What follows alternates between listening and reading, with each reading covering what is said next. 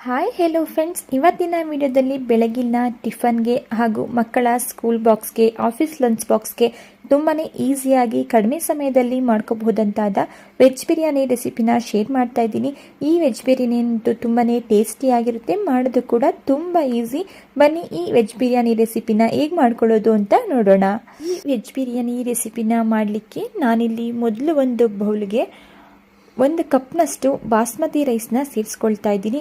ಯಾವ ರೈಸ್ ಬೇಕಾದರೂ ಸಹ ಸೇರಿಸ್ಕೋಬೋದು. ರೈಸನ್ನು ಸೇರಿಸಿದ ನಂತರ ಇದಕ್ಕೆ ನೀರನ್ನು ಸೇರಿಸಿ 1 2 ರಿಂದ 3 ಸಾರಿ ನೀಟಾಗಿ ವಾಶ್ ಮಾಡಿಕೊಂಡು ಅಕ್ಕಿ ಮುಳುಗುವಷ್ಟು ನೀರನ್ನು ಸೇರಿಸಿ 10 ರಿಂದ 15 ನಿಮಿಷ ಇದನ್ನು ಚೆನ್ನಾಗಿ ನೆನೆಯಲಿಕ್ಕೆ ಬಿಡ್ತಾ ಇದ್ದೀನಿ.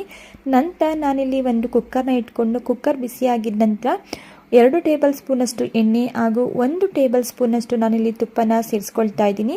ತುಪ್ಪ ಬಿಸಿಯಾಗಿದ್ದ ನಂತರ ಇದಕ್ಕೆ ಗರಂ ಮಸಾಲ, ಸ್ಪೈಸಸ್ ಹಾಗೂ ಸ್ಲೈಸ್ ಆಗಿ ಕಟ್ ಮಾಡ್ಕೊಂಡಿರುವಂತಹ 1 ಈರುಳ್ಳಿನ ಸೇರಿಸ್ಕೊಂಡು ಈರುಳ್ಳಿ ಸ್ವಲ್ಪ ಕಲರ್ ಚೇಂಜ್ ಆಗೋವರೆಗೂ ಫ್ರೈ ಮಾಡ್ಕೊಳ್ತಾ ಇದ್ದೀನಿ. ಈರುಳ್ಳಿ ಫ್ರೈ ಆಗಿದ ನಂತರ ಇದಕ್ಕೆ 1 ಟೀ ಸ್ಪೂನಷ್ಟು ಶುಂಠಿ ಬೆಳ್ಳುಳ್ಳಿ ಪೇಸ್ಟ್ ಹಾಗೆ ಸ್ವಲ್ಪ ಪುದೀನ ಎಲೆಗಳನ್ನ ಸೇರಿಸ್ಕೊಂಡು ಶುಂಠಿ ಬೆಳ್ಳುಳ್ಳಿ ಹಸಿ ಸ್ಮೆಲ್ ಹೋಗೋವರೆಗೂ 1-2 ನಿಮಿಷ ಫ್ರೈ ಮಾಡ್ಕೊಳ್ತಾ ಇದ್ದೀನಿ.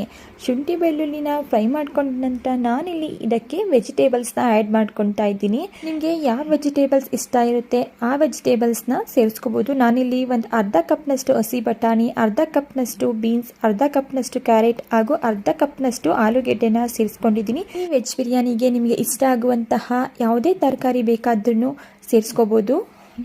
ವೆಜಿಟೇಬಲ್ಸ್ಗಳನ್ನ ಸೇರಿಸಿದ ನಂತರ 3 ರಿಂದ 4 ನಿಮಿಷ ಎಣ್ಣೆಲಿ ಚೆನ್ನಾಗಿ ಫ್ರೈ ಮಾಡ್ಕೊಳ್ತಾ ಇದ್ದೀನಿ.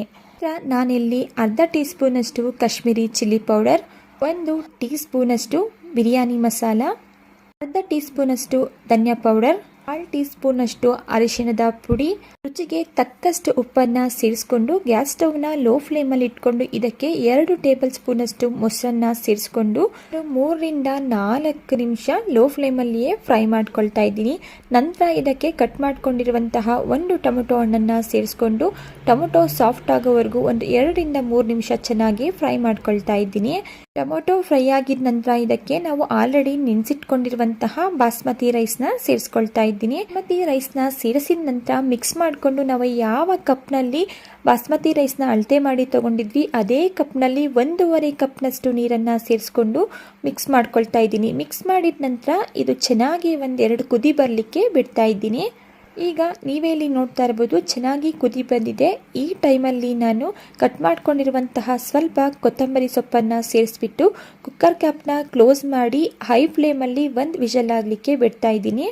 1 ವಿಷಲ್ ಆಗಿದೆ, ಪ್ರೆಷರ್ ಕೂಡ ರಿಲೀಸ್ ಆಗಿದೆ. ಈಗ ಕುಕ್ಕರ್ ಕ್ಯಾಪ್ನ ಓಪನ್ ಮಾಡ್ತಾ ಇದ್ದೀನಿ. ತುಂಬಾನೇ ಸಿಂಪಲ್ ಆಗಿ ಟೇಸ್ಟಿಯಾಗಿರುವಂತಹ ವೆಜ್ ಬಿರಿಯಾನಿ ರೆಸಿಪಿ ರೆಡಿ ಆಯಿತು. ಬೆಳಗಿನ ಗಡಿಬಿಡಿಯಲ್ಲಿ ಲಂಚ್ ಬಾಕ್ಸ್ಗಳಿಗೆ ಮಿಸ್ ಮಾಡದೆ ಈ ರೆಸಿಪಿನ ಟ್ರೈ ಮಾಡಿ. ಈಗ ರೆಡಿಯಾಗಿರುವಂತಹ ವೆಜ್ ಬಿರಿಯಾನಿನ ನಾನಿಲ್ಲಿ ಒಂದು ಪ್ಲೇಟ್ಗೆ ಸರ್ವ್ ಮಾಡ್ಕೊಳ್ತಾ ಇದ್ದೀನಿ. ಟೇಸ್ಟಲ್ಲಿ ಯಾವುದೇ ರೀತಿಯ ಕಾಂಪ್ರಮೈಸ್ ಇರೋದಿಲ್ಲ. ಓಕೆ, ಇವತ್ತಿನ ವೆಜ್ ಬಿರಿಯಾನಿ ರೆಸಿಪಿ ನಿಮಗೆ ಇಷ್ಟ ಆಗಿದೆ ಅಂತ ಭಾವಿಸ್ತಾ ಇದ್ದೀನಿ. ಇಷ್ಟ ಆಗಿದ್ರೆ ಪ್ಲೀಸ್ ವಿಡಿಯೋಗೆ ಲೈಕ್ ಮಾಡಿ. ಇದೇ ರೀತಿ ಸಿಂಪಲ್ ಹಾಗೂ ಟೇಸ್ಟಿ ರೆಸಿಪಿಗಳು ನಿಮಗೆ ಬೇಕು ಅಂದರೆ ನೀವು ಮಾಡಬೇಕಾಗಿರೋದು ಇಷ್ಟೇ, ದಯವಿಟ್ಟು ಚಾನಲ್ನ ಸಬ್ಸ್ಕ್ರೈಬ್ ಮಾಡ್ಕೊಳ್ಳಿ.